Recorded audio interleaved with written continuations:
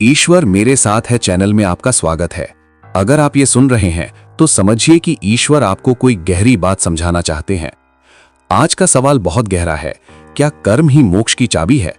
क्या सिर्फ अच्छे कर्म करने से इंसान जन्म और मृत्यु के इस चक्र से मुक्त हो सकता है, या मोक्ष पाने के लिए कुछ और भी जरूरी है? जीवन में हर इंसान सुख चाहता है, शांति चाहता है, लेकिन फिर भी जीवन में दुख, चिंता और असंतोष क्यों रहता है? क्योंकि हम जीवन का सबसे बड़ा रहस्य नहीं समझ पाए, और वो रहस्य है कर्म। इस संसार में जो कुछ भी हो रहा है वो कर्म का ही परिणाम है। आप जो सोचते हैं वो भी कर्म है, आप जो बोलते हैं वो भी कर्म है, और आप जो करते हैं वो तो कर्म है ही। हर पल हम कर्म कर रहे हैं, और यही कर्म हमारे भविष्य को बना भी रहे हैं और बिगाड़ भी रहे हैं। इसलिए कहा गया है कि कर्म ही इंसान की असली पहचान है। लेकिन सवाल यह है कि क्या यही कर्म हमें मोक्ष तक भी पहुंचा सकते हैं? भगवद गीता में भगवान श्री कृष्ण ने कहा है कि इंसान कर्म किए बिना एक पल भी नहीं रह सकता। लेकिन कर्म दो तरह के होते हैं। एक वो कर्म जो हमें इस संसार के बंधन में बांध देते हैं, और दूसरे वो कर्म जो हमें इन बंधनों से मुक्त कर देते हैं।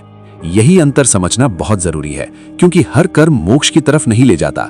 कुछ कर्म ऐसे भी होते हैं जो हमें बार बार जन्म लेने के लिए मजबूर कर देते हैं। जब इंसान स्वार्थ से कर्म करता है, जब कर्म के पीछे लालच होता है, जब कर्म के पीछे अहंकार होता है, तब वही कर्म बंधन बन जाता है, और वही बंधन आत्मा को इस संसार में बार बार खींच लाता है। लेकिन जब इंसान बिना किसी स्वार्थ के कर्म करता है, जब कर्म सिर्फ कर्तव्य बन जाता है, जब कर्म ईश्वर को समर्पित हो जाता है, तब वही कर्म मोक्ष की राह खोल देता है। यही कारण है कि गीता में निष्काम कर्म की बात कही गई है। निष्काम कर्म का मतलब है ऐसा कर्म जिसमें फल की इच्छा ना हो। हम कर्म करें लेकिन उसके परिणाम को ईश्वर पर छोड़ दें, क्योंकि जब तक हम परिणाम से जुड़े रहेंगे तब तक मन में चिंता रहेगी, डर रहेगा, और यही डर और चिंता हमें बंधन में बांधते रहेंगे। सोचिए, अगर किसान बीज बोते समय ये सोचता रहे कि पता नहीं फसल होगी या नहीं, पता नहीं बारिश होगी या नहीं, तो वो कभी बीज ही नहीं बो पाएगा। किसान का काम है बीज बोना, मेहनत करना, और बाकी सब प्रकृति पर छोड़ देना। ठीक उसी तरह इंसान का काम है कर्म करना, लेकिन परिणाम की चिंता छोड़ देना।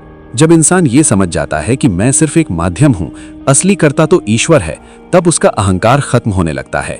और जिस दिन अहंकार खत्म हो जाता है, उसी दिन मोक्ष का रास्ता खुलने लगता है, क्योंकि अहंकार ही सबसे बड़ा बंधन है।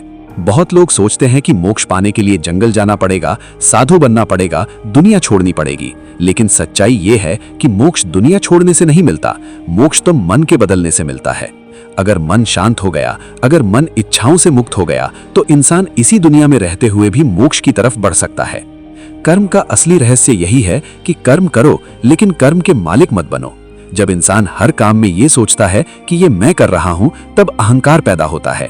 लेकिन जब इंसान ये मान लेता है कि ईश्वर मुझे माध्यम बनाकर ये काम करवा रहा है, तब कर्म पूजा बन जाता है। जब कर्म पूजा बन जाता है तो जीवन भी साधना बन जाता है।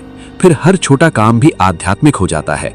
चाहे आप किसी की मदद कर रहे हो, चाहे आप अपना कर्तव्य निभा रहे हो, चाहे आप अपने परिवार का ध्यान रख रहे हो, अगर वो काम ईमानदारी और समर्पण से हो रहा है, तो वही कर्म आपको भीतर से पवित्र करने लगता है। और जब आत्मा पवित्र होने लगती है, तब धीरे धीरे मन की अशांति खत्म होने लगती है, क्रोध कम होने लगता है, लालच कम होने लगता है, और इंसान के भीतर एक अजीब सी शांति जन्म लेने लगती है। यही शांति मोक्ष की पहली झलक होती है। लेकिन एक और सच्चाई भी है, सिर्फ कर्म ही काफी नहीं है। कर्म के साथ ज्ञान और भक्ति भी जरूरी है, क्योंकि अगर कर्म के साथ सही समझ नहीं होगी तो इंसान फिर से अहंकार में फंस सकता है। इसलिए ज्ञान जरूरी है। और अगर कर्म में प्रेम नहीं होगा, अगर ईश्वर के प्रति भक्ति नहीं होगी, तो कर्म सिर्फ एक आदत बनकर रह जाएगा। इसलिए भक्ति भी जरूरी है। जब कर्म, ज्ञान और भक्ति तीनों एक साथ जुड़ जाते हैं, तब जीवन का संतुलन बनता है। तब इंसान धीरे धीरे उस अवस्था की तरफ बढ़ने लगता है जहां उसे किसी चीज की कमी महसूस नहीं होती, जहां मन शांत रहता है, और जहां आत्मा स्वतंत्र महसूस करती है। मोक्ष का मतलब सिर्फ मृत्यु के बाद मिलने वाली कोई अवस्था नहीं है। मोक्ष का असली मतलब है मन का मुक्त हो जाना, इच्छाओं से मुक्त हो जाना, डर से मुक्त हो जाना, दुख से मुक्त हो जाना। जब इंसान इन सब से मुक्त हो जाता है, तब वो जीते जी मोक्ष का अनुभव करने लगता है। इसलिए कहा जा सकता है कि कर्म मोक्ष की चाबी जरूर है, लेकिन वो कर्म निष्काम होना चाहिए, वो कर्म समर्पण से भरा होना चाहिए, वो कर्म अहंकार से मुक्त होना चाहिए। तभी वो कर्म आत्मा को मुक्त कर सकता है। याद रखिए, ईश्वर ने हमें कर्म करने के लिए ही भेजा है, लेकिन हमें यह भी समझना है कि हम कर्म के मालिक नहीं हैं, हम सिर्फ एक माध्यम हैं। और जब ये समझ जीवन में उतर जाती है, तब जीवन की हर समस्या छोटी लगने लगती है और आत्मा धीरे धीरे उस शांति की तरफ बढ़ने लगती है जिसे मोक्ष कहा जाता है।